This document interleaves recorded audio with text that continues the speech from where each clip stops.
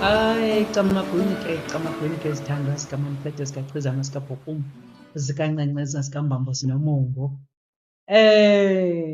Ndizalwa yintombi yamagcina ke mna, yoqhamela, yooNokwindla, yooTyhopho ke yona izalwa sisihlwele samatolo ke sozilo somchenge. Ukunqula ke kokuthandaza, utata ozala mna uChizama ezalwa yintombi yasesithathwini, oondebe, ookhophoyi. Ndiyanqula ke ndiyathandaza xa ndisitsho njalo. Kudala ndinani endleleni kodwa ndithi makhe ndivele ukuthi mna kanene ndingubani. Ndiyintombi yakwaMayiphase ke mna ke kwaKweya. Nqula ke kukuthandaza ke zihlwele ezinamandla. Ndiyinkosikazi mna yasematshaweni komdange katshiwo ke, ukunqula ke kukuthandaza. Cinga amabandla ke xa ndisitsho njalo ke. Ndikule page kaHlahla Ithongo. Ithi Hlahla Ithongo, uyifumana kuFacebook isithi Hlahla Ithongo, uyifumane kuTikTok isithi Hlahla Ithongo, uyifumane kuYouTube isithi Hlahla Ithongo, uyifumane kuInstagram isithi Hlahla Ithongo. UHlahla Ithongo uvele njani kuqala kum? UHlahla Ithongo mna igama lam lokugula ndinguLima Lethongo, andinguHlahla Ithongo, ndinguLima Lethongo. Kwaze ke ngoku mna bendithe mos kuni mna ndiyinkosikazi yasematshaweni. Apha ematshaweni ke ndilizwe ngabantwana babini. Owokuqala ke nguThango, owesibini nguIphendi, lo wokuqala ke ngumkhulu. Igama lakhe lokugula nguHlahla Ithongo. Sezigqibile ke iindlela zakhe zonke, ithongo elimhlophe nethongo elibomvu. Saze ke ngoku sisobabini senza le page, sadibanisa amagama ethu. UnguHlahla Indlela, ndinguLima Lethongo, ligama lepage sakhupha uHlahla Ithongo. Ndiyacamagusha ke xa ndisenje njalo ke mabandla. Ukugula ke mna ke ndiyafuna ukugqitha kuko ukuthi ndidibene nako ndingumntana ndisemncinci. Ndinamathongo, kwaqala ngamathongo. I still remember ukusweleka kukatatam 1986. Athi engekasweleki ndixelele umama. Loo nto umama ndiceba ndimxelele kakhulu, ndade ndamxelela nendlela isifihlo esakuba yiyo. Ndachaza yonke, kodwa ndandisengumntana omncinci ke ngoko, 1986. Ndakhula ke ndinaloo mathongo kangangento yokuba umamam ixesha elinintsi xa ndizawuza nethongo ebendihesha, kuba kaloku amathongo am ebesenzeka. Kuba naye likatatam zange kugqithe ne-2 days kwathiwa uswelekile. Ndiyacamagusha ke xa ndisenje njalo. Ndagula ke. Umama akafuna ukuba ndingene entsimbini. Kwacaba uyandicingela uba kaloku ndingumntana omncinci.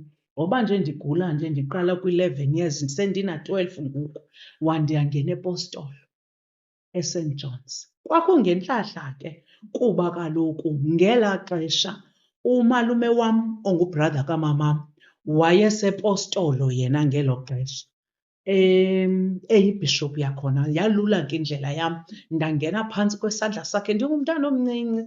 I remember ndisenzelwa imvuma kufa yasePostolo 1988 kuba umamam ebaleka into yokuba ndiye entsimbini. Kwahlaleka ke apho ndenzelwa imvuma kufa ndathini. I remember 1990 ndifunda eSiseko, ndahamba ndovulelwa ichibi. Kwakhulile, indawo yam yokuqala yokuthandaza kwaKukhulile. Ndingumntana ndimncinci, Khulile ke zezilali zaseDurban. Kodwa kwenzeka isimanga phaya, andiyazi nam njani. Abantu ababesiza kum yayingamaxhego namaxhegwakazi, ooQhiyankulu. Yayingumhlola le nto, kugcwala kule ndawo kuloo nto ndandimnikiwe. Ndiyavuya ke, andingo-apha naphaya, kodwa ndiyavuya uyigqithisa indawo ethi bendisandovela kulo nyaka, kule nyanga nguMeyi April, ndovela ndonyathela kulaa mzi. Ndafika ndathandaza kakhulu. Abantu abanintsi baphaa sebasweleka. Ndisesendleleni yam ke ndisitsho. Ndathandaza ke phaya, ndiyafunda ke ngelo xesha, ndimane ndisiya ngee-weekends kwaKhulile ndisenza iintsebenzelo, kusenzeka imihlolo, bephila abantu. Abantu bakwaKhulile bawumkhumbula uMamCethe. Abanye babesithi nguSisi Mpumi, babembiza. Bandibonile ke abanye, bandikhumbula. Kodwa kuthi apha endleleni ngenye imini ndavuka nethongo. Ndathonga lo tata ndingamaziyo. Wathi kumxelela umama, kodwa ndathonga lo tata ephethe ibhekile eshayinayo. Phakathi kule bhekile ishayinayo kukho ipakethi yentsimbi emhlophe. Wathi kum, xelela umama akuthengele le bhekile nale ntsimbi, uhambe ubheke kwaNtonga kwigqirha lakwaDlamini, kwajama kaSitshati kwaseze kwaFakade, lihambe likusebenze. Kuba eyakho indlela okufuneka uyihambile nantsi, uyigqibile le, nantsi ngoku kufuneka uyihambile. Ndavuka ndaxelela umama. Umama wabiza i-family meeting. Ndiyayibulela ke ifemeli yam bethuna ba-supportive kwaye uba ndandingasenatata. Waziwa lo tata, undinikazo zonke ezi zinto ukuba ndakwazi ukumchaza uba ngubani. Ndasiwa ke ekhaya kwaNtonga, kwenziwa izinto ezirayithi. Ndadibana ke negqirha lam, uQonga uMhlola. Kwabe ke ngoku kukungena kwam oko entsimbini. Ndaqhuba phaa ke kwelaa thonga ndilichazi lonke. Kwenzeka uMhlola ke phaya uthi lo tata wandinika izitepsi zonke, wathi uza kuthengela le bhekile nale ntsimbi. Wathi emveni koko wathi uzothatha le bhokhwe uwenza imvuma kufa. Kwaphinda wandibonisa enye ibhokhwe izala, wathi kwelaa takane lizalwa liliduna phaa, wathi uyayokwenza imvuma kufaya kulo mamakho. Wandibonisa yonke indlela yam, wandibonisa inkomo. Umhlola wezinto ke ulatha kwezi zinto zilapha ekhaya. Loo nto zenzeka ngokwale ndlela, enye inkomo yazala, wandixelela uba eli ithole lawuba litshoba lakulo mama, that is kooQhamela. Eli izawuthatha itshoba lakokwenu. Nangoku ke kwenjenjalo. Ndiyasibulela ke isihlwele sooQhamela, sooNokwindla, sooTyhopho. Ewe, uThixo kumoya wakhe ungahlala uphumla njalo esidlozi. Ulidlozi eliphilayo phofu kum. Ngumamam ke lowo, kuba kaloku ngelaa xesha ndimncinci, ngelaa xesha ndiyafunda, kodwa wenza ngqo ngokwethongo lam. Indlela ke yasebugqirheni ayikho lula. Hayi, ayikho lula. Indlela yasebugqirheni ifuna ukwazi ukunyamezela. Ndinyamezele ke, ndacenga. Eyona nto ingamandla ke ebugqirheni kufuneka uthobeke.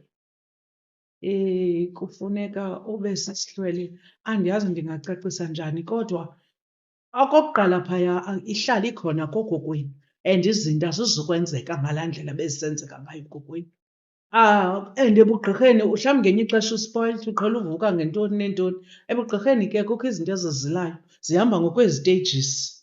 unomnqana kukho izinto azingazuzitya, akazowatya amabisi, akazoziqaba izonka ngebhotolo, akazokuthini, iinyama ngaphakathi neentoni. That means that ifuna ke ngoku wena ube ngumntu okwaziyo uzondelela, ibe ngumntu okwaziyo ukunyamezela, ibe ngumntu ogulayo, kuba kaloku le nto kufuneka uyiphile kuwe ngaphakathi. Ngoku loo nto yenza izinto zibe lula xa uyiphila kuwe ngaphakathi.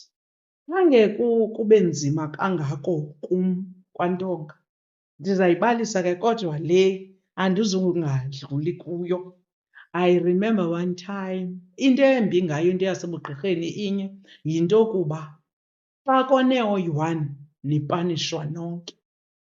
Kodwa le mini ndisayikhumbula nangoku, yayiyiKrisimesi. And mna ndandizazi uba ndizopanishelwa umntu. I don't know, nam ndandiyithathe phi because ndandikade ndimane ndizola, kodwa le mini ndazazi uba asoze, not this time.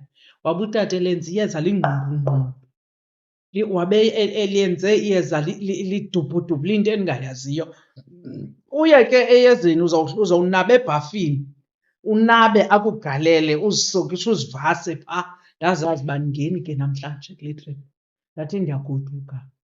Wathi esithi, ndathi kanti ndiyagoduka. Wathi limale thonga, ndathi ndiyagoduka. Ndapakisha ibhegi yam yancinci.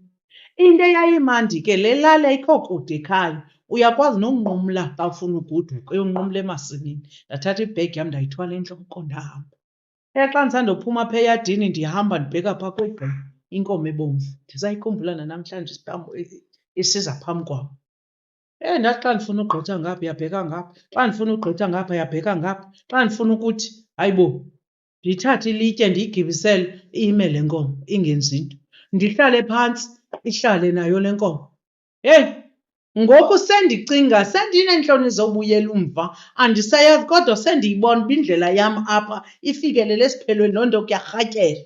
Ayikho enye indlela, kufuneke ndijikile. Kodwa ke mna ndinyangwa ngutata obenobubele. Andizuphosisa andizungayithethi loo nto. Kwacaba uyazile nto, kudala eyibona le nto. and uyakubona uba kuyarhatyela. Hayi, kodwa nakum ngalaa mini isiciko sasesiphakamile, wathumela uba mandihambe ndolanda. Ndabe ndincedakele uba kakade ngoku besendifuna ubuyela umva, qha ipride yona ikum. Andizugqiba konke ke, namhlanje indlela yam ibende kakhulu. Ndicinga into yoba makhe ndiphele for today, sizawuphinda ziqhube ke. Ndithi ke makube Xhosa kubele, uyanithanda uMamCethe, Camaguye.